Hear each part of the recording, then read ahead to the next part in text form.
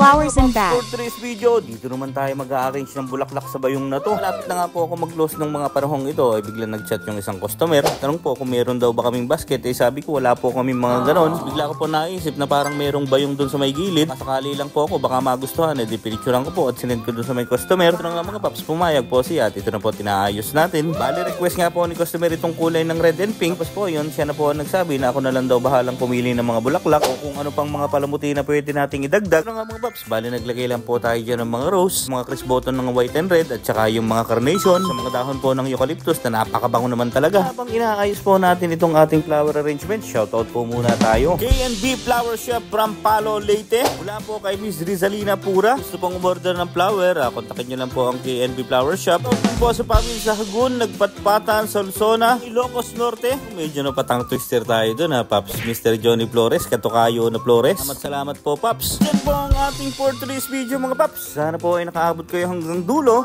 Maraming salamat. Mabuhay po kayo.